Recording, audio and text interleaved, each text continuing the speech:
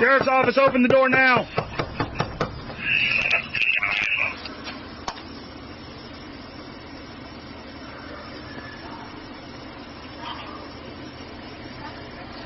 If you don't open the door, we're going to write a warrant and kick your door in.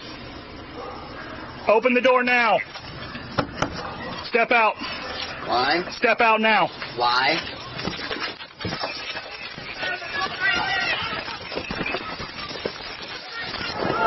Can I ask what is going on?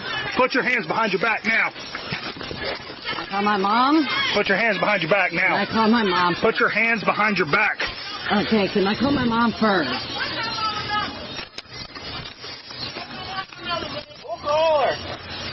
I just want to know what's going on. I just want to know what's going on.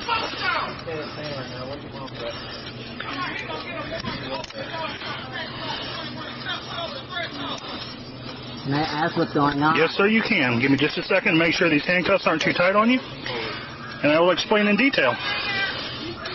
I'm talking to him.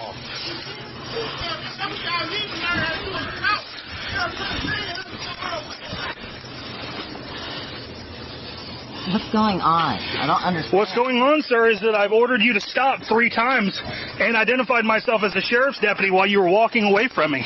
Well, Then you rush in your house and lock your door. Well, I was listening to my music, so I didn't... And when I tell you to step out, you're not doing it. In Milton, Florida, a sheriff's deputy has come under investigation for his actions in this video. I was listening to my music. I didn't... How do I know what you're doing? You can listen to my headphones. But I couldn't see that. I have my head... But I couldn't see that, right? Mind your business. I don't know what's going on. Hey, you can stand and record all you want. But if you keep it up, you're going in handcuffs next. Now sit up. What's going on? I don't understand. You're being detained right now for failing to abide by my instructions to stop. Well, It's very simple. You can listen to my headphones. I'm not doing it. I can see that through his hoodie. The story is absurd and shows, once again, how police brutality runs rampant. So here's the story of what went down. 2 neighbors, Mahalia Magruder and Paul Boykins, saw their neighbor walk his younger brother home after being dropped off by the school bus. A deputy would follow, shouting demands. The thing is, the youngster could not hear them because he was wearing headphones. Magruder told the Pensacola News-Journal the boy walked into the yard, head still down, like a teen would normally do, not paying attention to that. The officer walked all the way up into his yard. He was heavy-set, so he couldn't really run. He was just walking really fast, and he started pounding on the door. Boykins told the paper the deputy was pounding on the door consistently over and over and over again.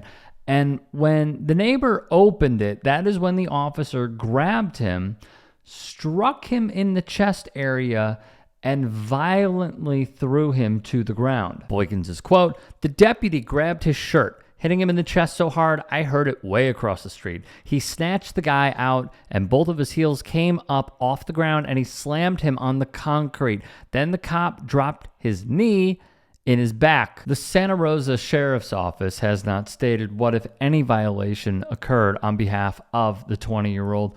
No one from the department has given an interview to the press. Take that for what you will. Boykin says he spoke with the boy's mom, who was not home at the time, and he learned that the 20-year-old recently had back surgery. He also has scoliosis. Another very important point is this. Boykins adds he and Magruder saw the same deputy who detained their young neighbor driving slowly past their homes later that day after the other officers left the neighborhood. Magruder said he left when she pulled out her phone again. The boy's name is Xander Cash, seen here. While the department says they are investigating, Cash's mother, Emily, is still awaiting answers. Xander would say, quote, "Before I was put in the squad car, I was still asking why I was being detained and why I wasn't getting a straight answer. I was getting from MacPherson that I had a listening problem, and when I was in the squad car, they started asking me for my information, and I gave it to them, but they couldn't find anything. One of the other officers came and opened my door and said that if I didn't give them my real info, that I would have more charges put on to what I already had. That is absurd." Xander, by the way, never be charged. His mother told Molly Barrows he has high-functioning attention deficit hyperactivity disorder and is mildly autistic. He wears the hoodie and the headphones constantly because listening to music helps him focus.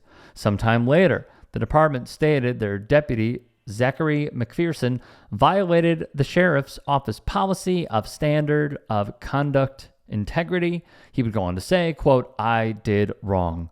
Duh." That punishment, I'll give you a minute. I'll give you a few seconds. Just take a wild guess. That officer received a 3-day suspension. That's it. 3-day suspension. For that violence that they caused, for that pain and suffering that they caused, because he is an egotistical maniac who is out of control. He gets a 3-day suspension.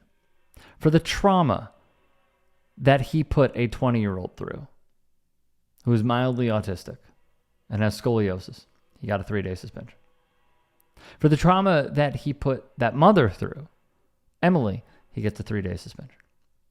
For the trauma that he put his family through, 3-day suspension. It is quite telling seeing the imbalance, because if someone were to do anything of the sort with this degree of violence, they would have charges against them. But because you have a badge, and because you wear those pants and that shirt and that hat and you drive that car, you get a pass.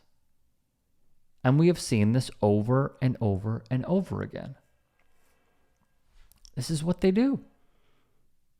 Routinely, this is what they do over and over again. And what am I going to say? What am I going to say? You keep giving officers a slap on the wrist like this, they are never going to adjust their behavior.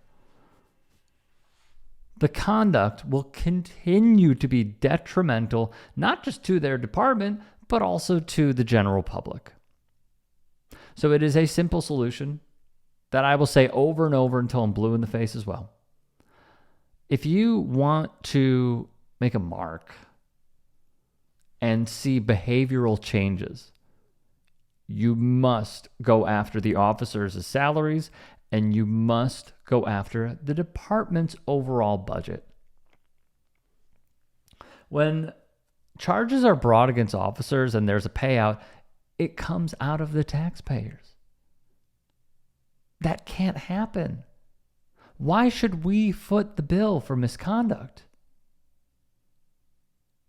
That is by far, and there are plenty, don't get me wrong, one of the worst ways of governing is, oh yeah, something that you have nothing to do with, actually, we're going to take money from the taxpayers that could be built for free childcare, better grocery stores, better quality of food, better roads, better transit.